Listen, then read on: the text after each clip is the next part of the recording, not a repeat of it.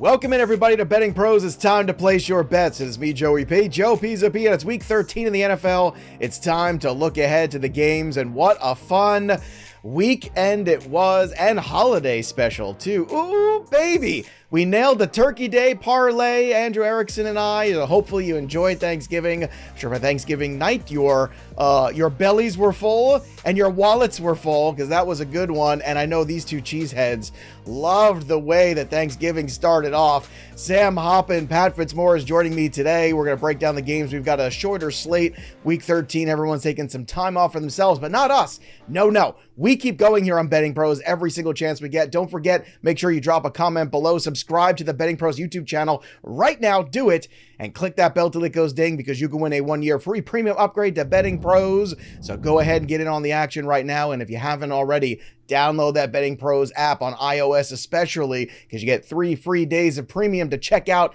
the goods. And again, if you want a shot at 1 year of premium for free, drop the comments and you just might get it, because it's the holiday season. We're doing fun stuff. Pat Fitzmaurice, Sam, it's great to see you guys. I know you're in a good mood. You guys are full of Packer wins and turkey and assorted other side dishes. But it's time to get back to work, and we've got to start here with Thursday Night Football. The Dallas Cowboys coming off a huge performance. Dak Prescott sends them to 8-3 with 4 touchdowns. The Seattle Seahawks are 6-5 after a tough loss to the 49ers. They go on the road to Dallas, where Dallas has been so good at home. Pat, this one is 8.5 right now on the consensus line of Betting Pros. 46.5 is the total, and the Seattle upset on the money line at plus 315. So Pat, does Dallas continue to roll, or is this the perfect short week trap game as they're looking ahead to their rematch with the Eagles next week? It does feel a little like a short week trap game, Joe. And, it was interesting. This game opened at 7.5 on Sunday night, and it's already moved a point toward the Cowboys. I guess people doubt that Seattle can go toe-to-toe with a top-level opponent after the way they played on Thanksgiving night against the 49ers. But, man, I like this as a bounce-back spot for Seattle. Like, I don't think they're going to lay eggs 2 weeks in a row. You mentioned it, Dallas. Maybe this is a bit of a look-ahead game for them. And I like getting this many points with Seattle. And I'm even a little interested in the money line, Joe. It was plus 330 on DraftKings right before this show. So I might just do a little something on the money line, but a nice 1 or 2 unit bet on Seattle. You are braver than I am. I'm not there on the money line, but I am there with Seattle in the points. Sam, I'm curious to see where you land, because this number has moved overnight, an extra point there, as Pat was telling us. And to me, as somebody who's been backing Dallas, especially Dallas at home, it feels a little weird to be a little gun shy on them, but I feel like Seattle's the right side of this game to be on. I think the Cowboys win, but I think Seattle might keep this one a little closer. But what do you think? Is Seattle really just overmatched here by Dallas? I think they are. I mean, if you look at the way that Seattle's offense has performed the last 4 weeks, their success rate, EPA per drive, passing EPA per play, all these advanced stats are just in the bottom 8 of the league, and Dallas continues to be just a powerhouse. I think they have, 6 20-plus point victories this year. Like, they are beating up on the inferior opponents that they play. And while I wouldn't consider Seattle in the class of teams like Washington, they just haven't looked like a competitive team the last several weeks. I mean, they eked out a win against the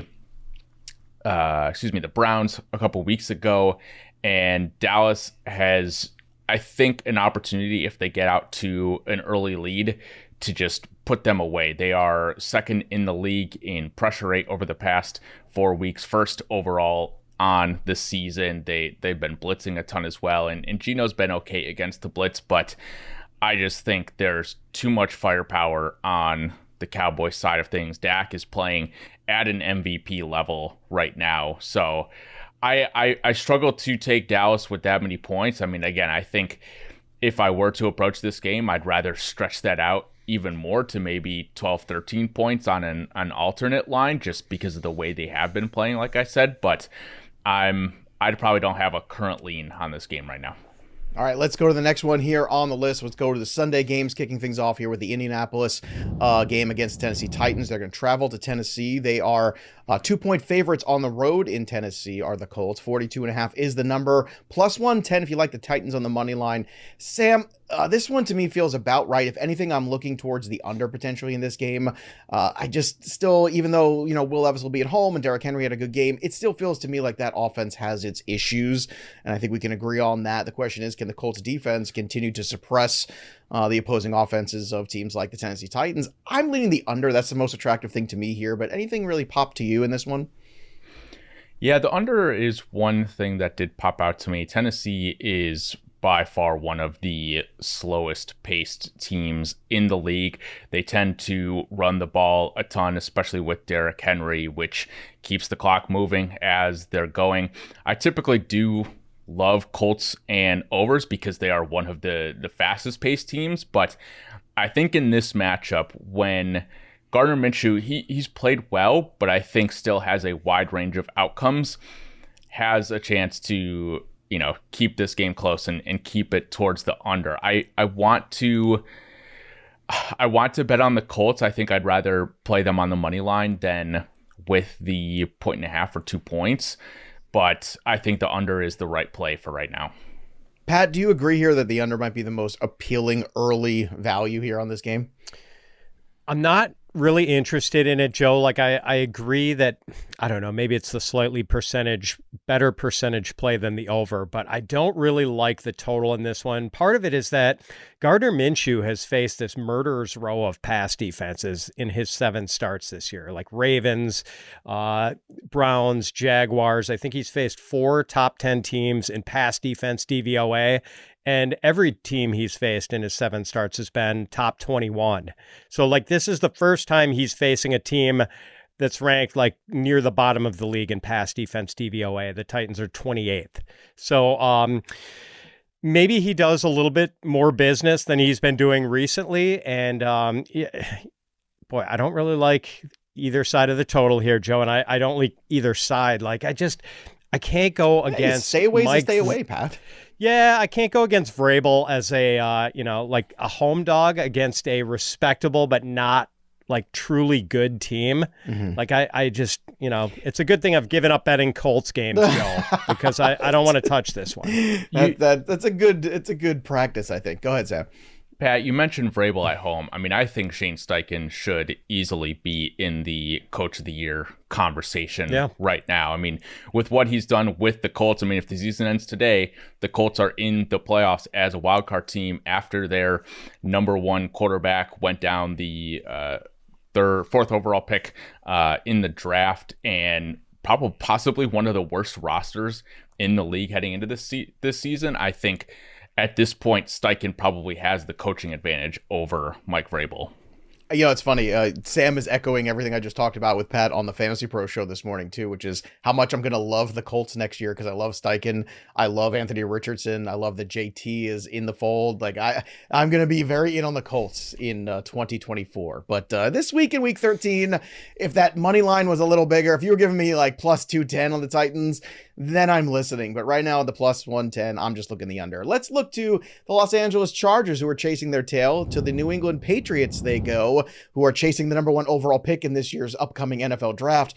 New England is 6-point home underdogs in this one. Maybe that's too much. I don't know. 40.5 is the number. Plus 210 on the New England Patriots money line.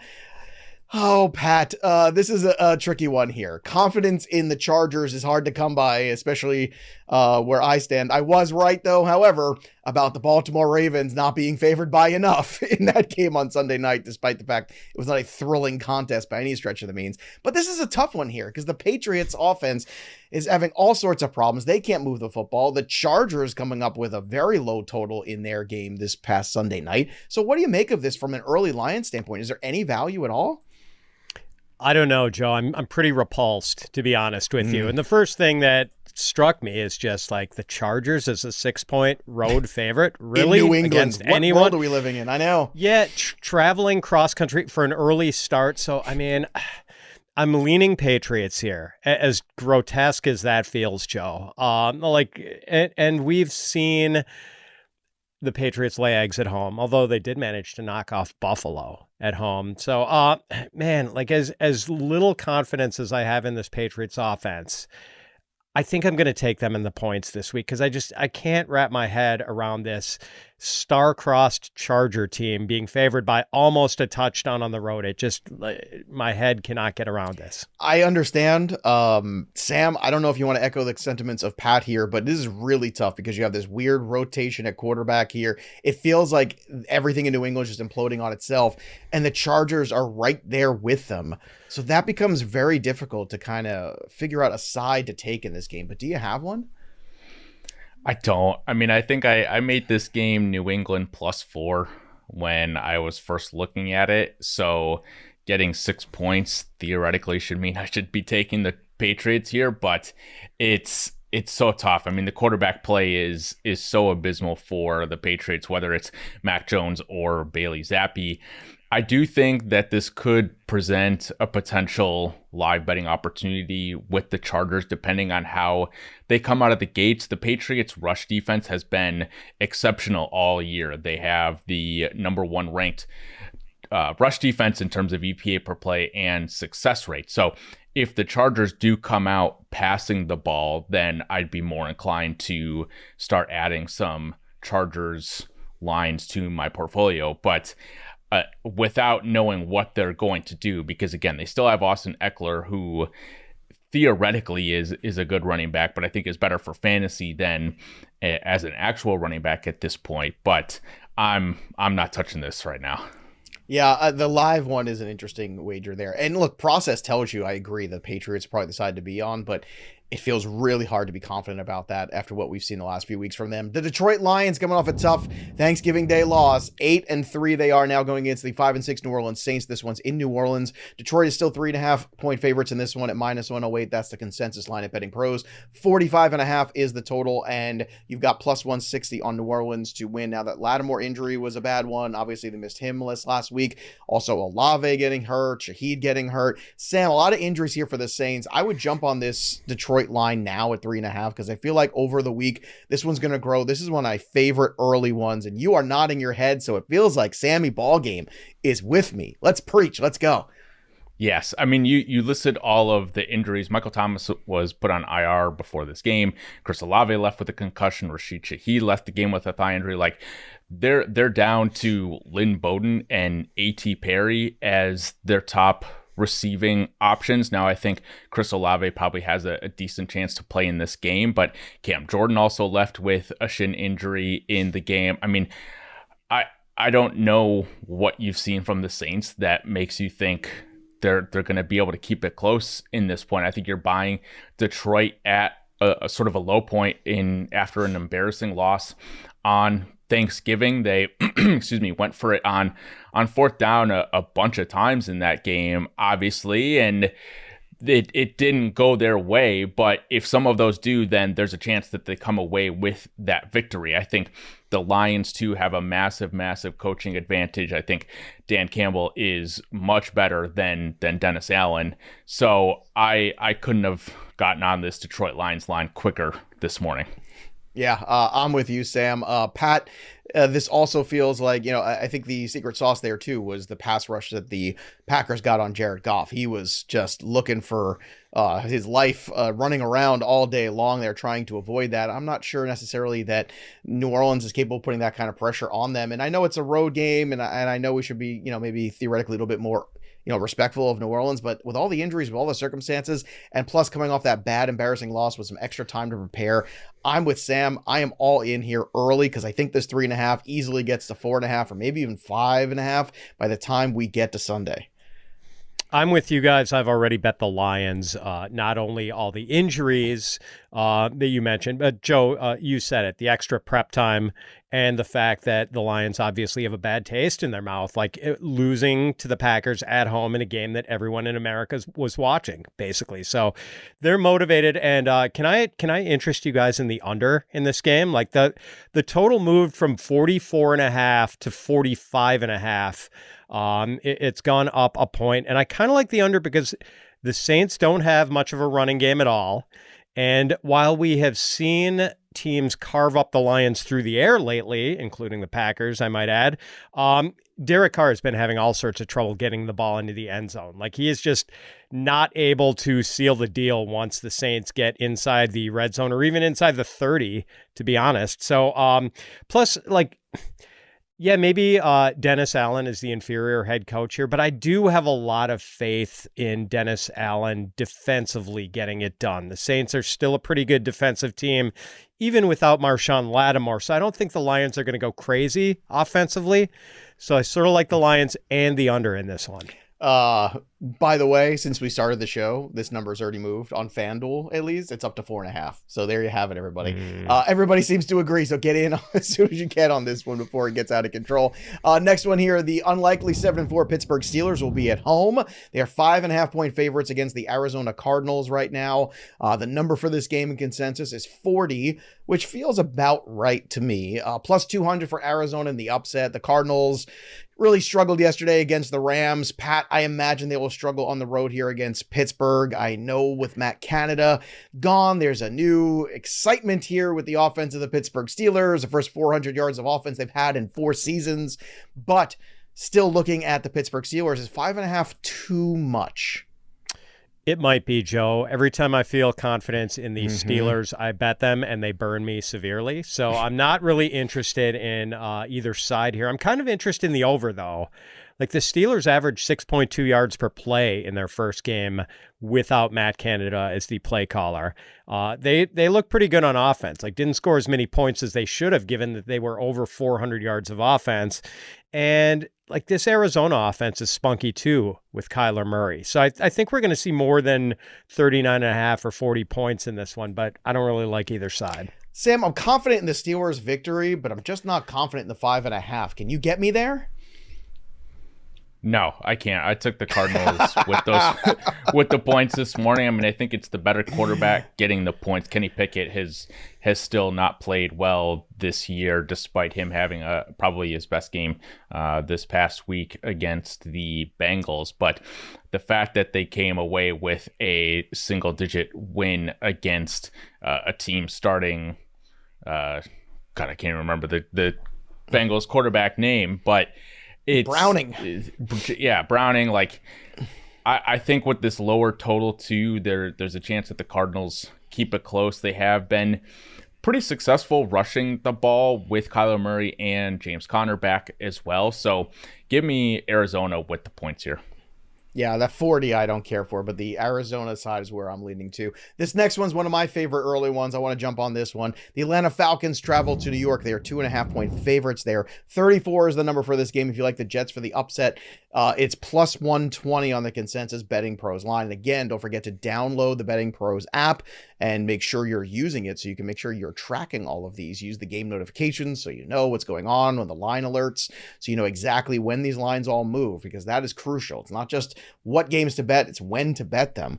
And it feels like, Sam, after finally weeks and weeks, months of torture of waiting for Bijan Robinson to just touch the football as much as humanly possible, we're starting to get more of that.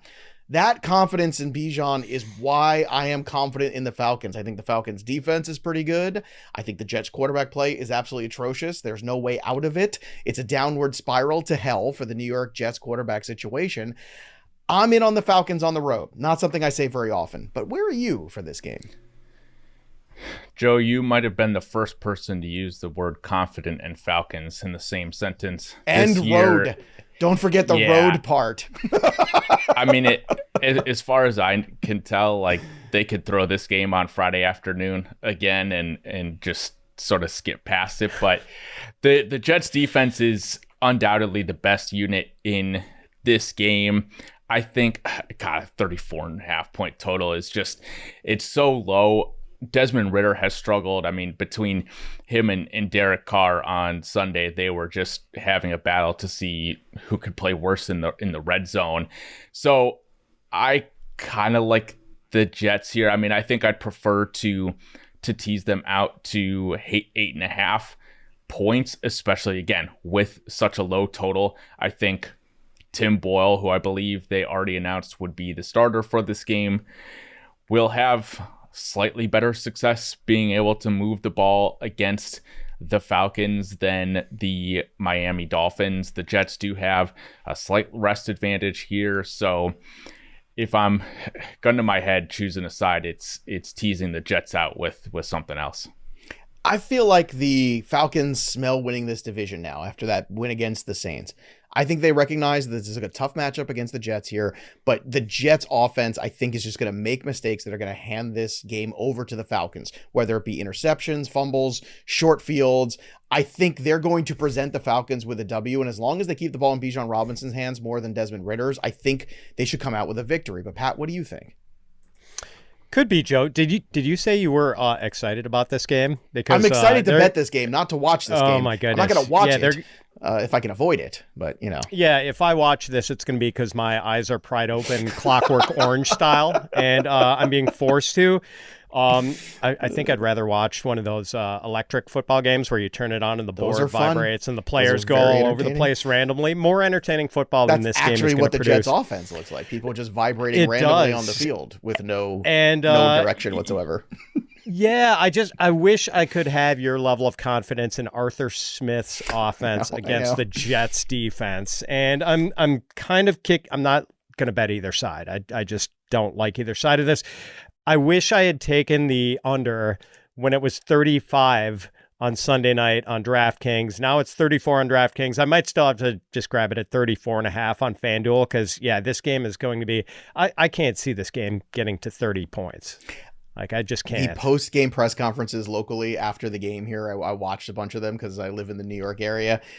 This feels like a team that is done. They sound done. They're over it. The Jets sound like, I got no answers. They've got no answers. They're 4-7. And I think the Falcons are like, hey, we are in this thing. Let's go. And I think it just goes back to some of those teams. Like, who needs the game more? I think the Falcons need it. They smell it. I think they're going to come out with a W. Minus 145 is a little too much juice here. So I'll take the 2.5 at minus 114 because I think they can win by a field goal. Miami travels to Washington. Washington always gets up, Pat, for the bigger opponents. So, I mean, they didn't get up for Thanksgiving, but, that's a different story. They'll be at home against the Dolphins. The Dolphins are 9.5-point favorites. 50 is the number for this game, plus 350 on the money line for Washington. Pat, do you see any early value in this one? Oh, man, I don't, Joe. I mean, 9.5 seems like a lot of points to give a home team with a spunky passing game. But, man, the Dolphins could just pour on the points on this Washington pass defense. Like, Tyreek Hill and Jalen Waddle are just going to go berserk in this game. So if anything, I might bet the over here. 9.5 points is just too much for me, but I can't bet Washington either. That's the hard part. I'm in a rock and a hard place with this game too. Sam, maybe you've got some stats from the laboratory to help give us some clarity because I think Pat and I need some here. Yeah, for me, I'm probably betting the under here. The Miami Dolphins are struggling with some injuries. They lost Jalen Phillips, which is just a huge loss. Javon Holland got hurt in the game. Teron Armstead is week to week. So nothing to like the offensive playmakers, which obviously drives this team, but just a number of key players who could and likely will miss this game. Now, the reason I like the under is because these are two of the, again, slowest paced teams in the league. They both rank in the bottom 8 in neutral script seconds per play. They both use no huddle at the bottom 5 rate in the league. So as good as these offenses have shown they can be, I mean, obviously the Dolphins have one of the best explosive play rates in the league this year. I just think they both sort of play it super slow. I think, we get something like the Dolphins potentially playing against the Jets where they just have some of these longer drives that take 5, 6, 7 minutes and are able to salt away a lead. And with a 50.5 point total, you need a lot to go right. You can't have, any of these red zone turnovers, things like that. So I'd bet the under here, and that's how I'd play it right now. All right. Last of the 1 o'clock games, the Denver Broncos keep grinding out victories the last few weeks. They are now 6-5. Quite a turnaround for Russell Wilson. Quite a turnaround for this defense. They are 3-point underdogs as they travel to Houston, coming off a tough loss to the Jaguars. Houston showed some of their inexperience, I think, in that game at some moments. Some of the play calling suspect, especially that 4th-and-1 late in the game, trying to throw the ball 15 yards downfield to Dalton Schultz when all they needed was one. I did not care for that. I thought that was a bad play call, and it did come back to haunt them later in that game by that missed field goal. 46.5 is the number for this one. Plus 140 for Denver on the money line. Sam, this is an interesting one here because I think all of us immediately will go to Houston. Houston's been a very solid team. Stroud has played great. Yes, it was a disappointing week. They bounced back, but the Denver Broncos have been very formidable. They have been, like I said, grinding out victories. Can they grind out another one here at plus 140? I think they've got a chance to. So they obviously allowed the 70 points to the Dolphins all the way back in, I think it was week 3 or 4. In the Broncos' 5-game winning streak that they have going on, they've allowed just 80 total points on defense. And that's an average of about 16 per game. Now, I think, again, this is similar to the Chargers line I mentioned earlier of how do the Broncos play this game early on? Because they have the 6th lowest pass rate over expectation this year. If they run the ball against this Texans defense, which is 5th in EPA per play rush allowed, 4th in rushing success rate allowed, then I think the Texans are going to have a great chance to win. Russell Wilson has made some good throws. I mean, doesn't look like he's playing nearly as bad as he was last year, but I think CJ Stroud will be able to take advantage of this Broncos defense as well. The Broncos are blitzing a ton, but CJ Stroud has a 78.5 PFF grade against the blitz this year, which is 8th highest in the league. I think they'll probably get Noah Brown back in this game. I just continue to buy into the Houston Texans and CJ Stroud. Call this my fandom or just loving what they're doing this year. I agree that 3rd and 1 and then 4th-and-1 play call was very suspect, just knowing what they sort of needed. But overall, I think this team in general is just much, much better than the Broncos, and it's going to play out this way. All right, Pat, how do you think this one plays out? To me, I keep going to the individuals. I've been betting the over on the CJ Stroud passing yards every week, pretty much, and it's worked 3 of the last 4 times for me. The Tank Dell anytime touchdown score. I'm looking more at the individuals for this game because I think this one is really tough to gauge, but this is a game I do want to watch in the 1 o'clock hour. So how about you? What do you think about this contest between the Houston Texans and the Denver Broncos? I actually love the Broncos here, Joe. And, I can understand that. I can get that. Like, Houston is a fun team.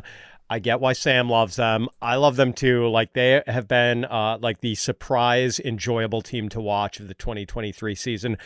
But they are overvalued in the betting markets now and have been for weeks. And that's why I smashed the Jaguars last week, and I'm going to smash the Broncos this week. And this opened at Houston -3, and it's already moved towards the Texans at -3.5. The Broncos have won 5 straight, as Sam mentioned earlier, and it's not like that has been a cupcake buffet. They beat the Bills and Chiefs as part of that win streak, and like their defense has tightened up considerably. They can still be had a little bit on the run, but they've gotten much tougher against the pass. So I think they might actually match up pretty well. Sam mentioned like blitzing CJ Stroud is a little dangerous, but I do think they can slow down this Texans pass offense. I think the Broncos getting 3.5 are a nice bet. All right, let's move to the next one here, a 4 o'clock game. Tampa Bay at 4-7 will host the Carolina Panthers, 1-10 with a new head coach because Frank Reich is out. Tampa is 6-point favorites in this game. 37.5 is the number, and plus 215 on the Panthers money line. Now, oftentimes, Pat, when a head coach gets fired, I run right to bet the money line on that team. I'm not doing that this week. I think, Tampa has had some ups and downs in these last few weeks. They've been respectable. They've been competitive.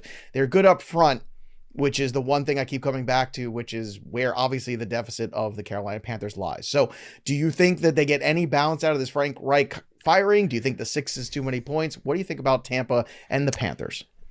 I don't think we see the fired coach bounce, Joe. It does not feel like a ding dong, the witch is dead type situation like we saw with the Raiders and Josh McDaniel. Like, this does not have that same feel to it.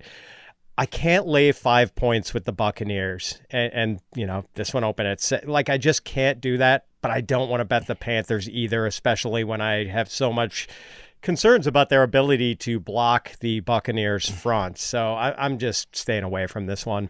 How about you, Sam? Do you see any early value on this one?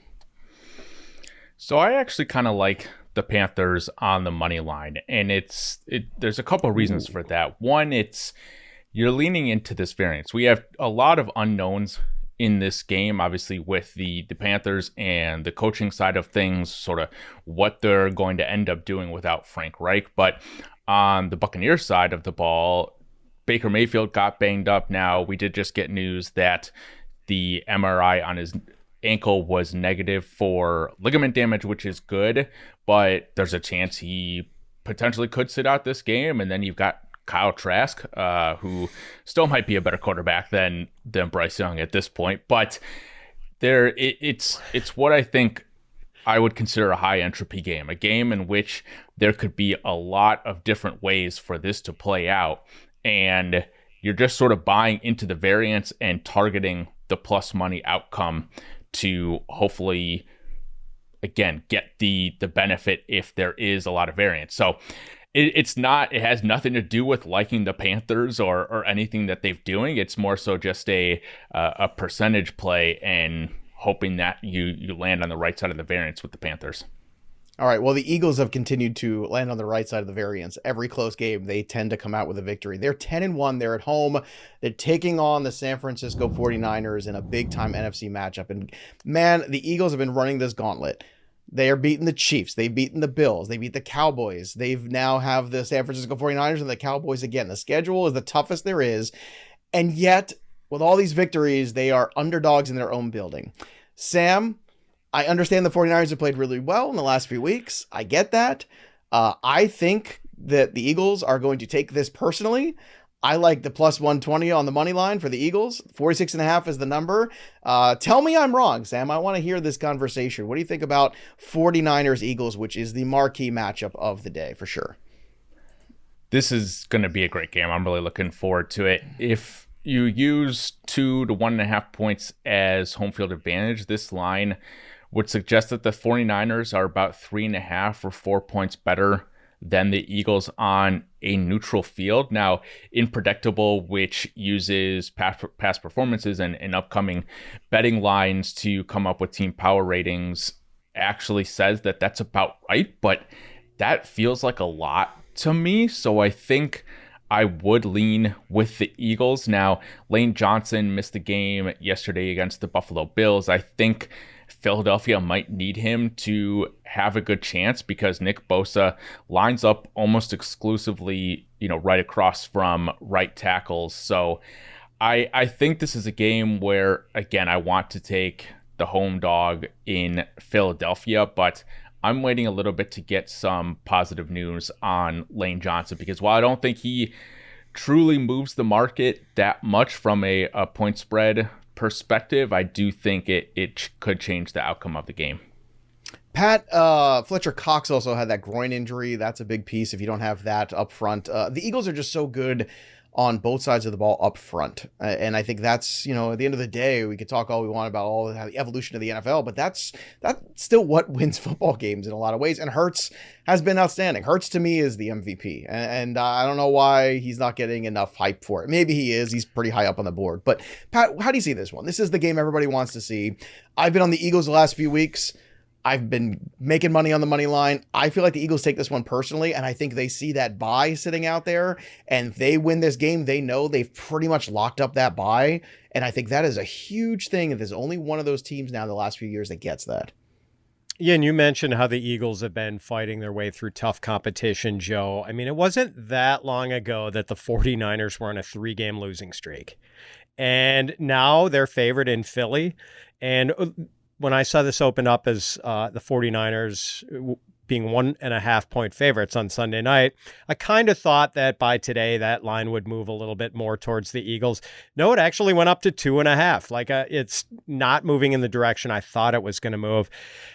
I do understand that the 49ers can probably throw a heavier punch than any team in the NFL right now. Like when that offense is clicking, they are just basically impossible to stop. But at the same time, like we saw the 49ers defense look pretty dreadful during that losing streak, especially that game against the Vikings. If their pass rush doesn't get home and, if Lane Johnson is okay, this Eagles offensive line is pretty terrific and can maybe handle that pass rush. Like A.J. Brown and Devonta Smith can definitely do business against the 49ers cornerback. So, yes, the 49ers can land a heavy punch, but that doesn't mean they can't get outboxed by another really good team. Look, color me skeptical, too. You beat up on the Seahawks. You beat up on the Buccaneers. You beat up on the Jaguars defense, their secondary. Like, yeah, okay. That's great. This is the Eagles now. This is the team that went to the Super Bowl. This is a team that's 10-1. I just don't think they're getting enough respect right now. I don't know what they've got to do to earn it. The pass rush is ferocious. I get it. I'm also still skeptical that Brock Purdy can go into a hostile building and go win you a big game. I want to see that. I have not seen that yet really happen. I mean a real hostile building, because Philly is a hostile environment. Just ask all those Bills players still pushing away fans. Let's get to the next one here on this docket. Maybe a little less exciting. The Cleveland Browns, 7-4, going against the 5-6 Los Angeles Rams. This one's in LA. The Rams are 4.5 point favorites in this game. 39.5 is the number. Plus 180 for Cleveland on the victory. Uncertainty here with the quarterback situation again. DTR, we'll wait to hear more clarity on him. Maybe we get PJ Walker, but I don't know. Pat, does this seem odd to you? How is this Cleveland this far away in plus 4.5? I want the Cleveland side of this game. Yeah, it's just because the Browns offense is so dreadful with the quarterback situation, Joe. Like that's it, and that's why I'm not really interested in either side of this game. I'm mildly interested in the under though, because that Browns offense is so dreadful, and because the Browns defense is still very legit. Although I kind of want to see what's up with Myles Garrett, since he appeared to be injured in that game. Like he just didn't seem like he was fully healthy. So I want to see if he shows up on the injury report. If he does not, then you can definitely interest me in the under. Under sounds good to me too. Look, defense travels. You run the football no matter who's playing quarterback. PJ Walker has been competitive in some of these games. I don't have too many questions here. Like, I just think 4.5 is too many points and too much respect for the Rams just because they beat up on the Arizona Cardinals. Sam, do you see things differently? I don't, but I still struggle to buy into the Browns. This is one I don't have much of a lean on right now. It's just not that there's a lot of unknowns. I just can't get a read on what these teams are again. Yeah, I mean, like the Rams. Yeah. The Rams have been sort of all over the place this year in terms of their offensive performances. We know what the Browns are on offense and defense, which I guess is contrary to my point, but it's still I'd just rather stay away. All right, let's get to the primetime games. Kansas City 8-3 travels to Green Bay to take on the Packers. They are 6.5 point favorites at minus 112. 42.5 is the number. Green Bay is plus 240 on the money line. All right, so Packers, big win, extra time. Does it matter? Is the 6.5 safe here for the Chiefs, Sam? I think so. I want to buy into the Packers because Jordan Love has played pretty well the last 4 weeks. Since week 9, he ranks 3rd in EPA per play, 7th in success rate, 7th in completion percentage over expectation, and 7th in PFF grade. So he is playing much, much better. Like, he looks a lot more comfortable in the pocket when he's getting pressured. That said, it's been 2 games against the Chargers and the Lions, which have some pretty bad defenses.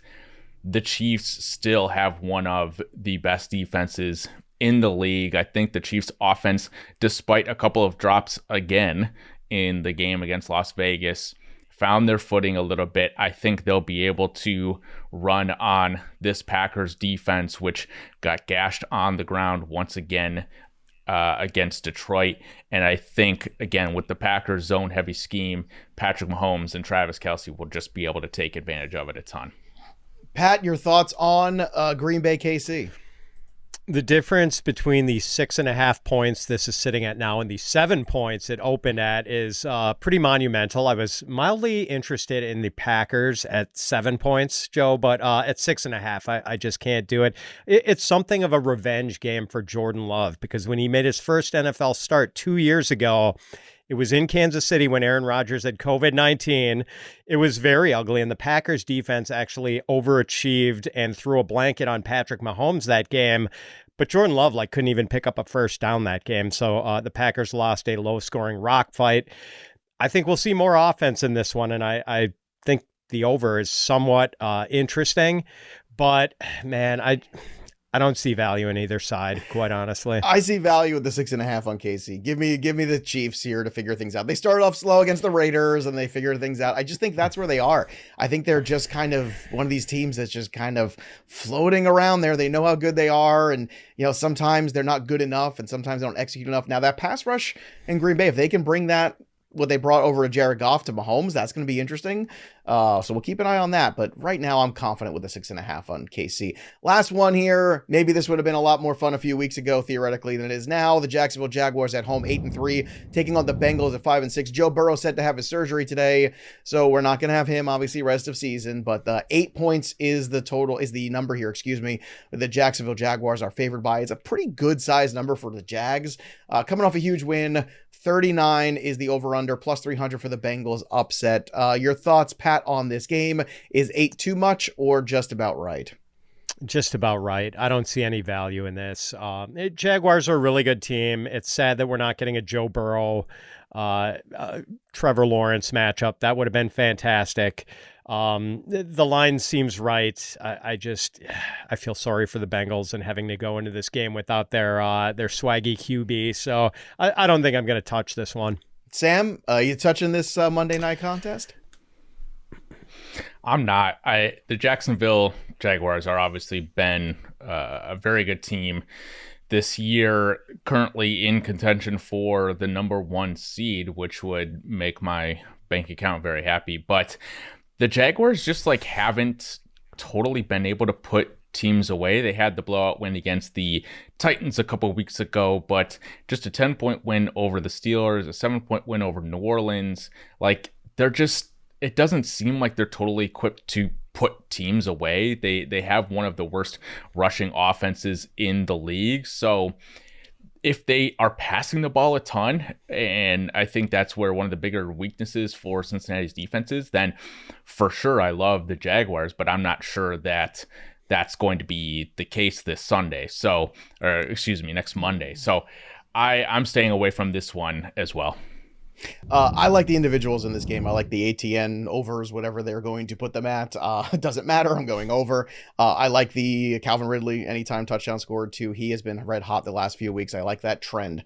Finally, it seems like things are going in the right direction after a lot of concern. But look, for all these picks, whether it's early or late, make them count. Go join our NFL contest at bettingpros.com/NFL contest today. Again, we're doing weekly prizes, monthly prizes, JSN autographed jersey for our big time winner. But if you want to get that grand prize, you better get in now. Make 5 picks a week. You don't even have to make the wagers. Just make the picks. Have some fun. Start learning. If gambling isn't legal in your state yet, it will be soon. And this is a great way to learn. So go ahead and join bettingpros.com/NFL contest, or better yet, download the app, go to the community tab and join the NFL contest that way. And when you're on the channel, don't forget, it's not just NFL. We've got a lot of basketball coverage too. Fast Break Bets, your ultimate source for NBA betting insights with Matt Modi, is every Wednesday and Friday, 11 a.m. Eastern. He's taking you through right here on the channel, so make sure you subscribe and comment, because when you do, you have an opportunity to win a 1-year free premium upgrade to Betting Pros. That'll do it for us, but the story of the game goes on. For Sam Hoppen and Pat Fitzmaurice, I'm Joey P. We'll see you next time, kids.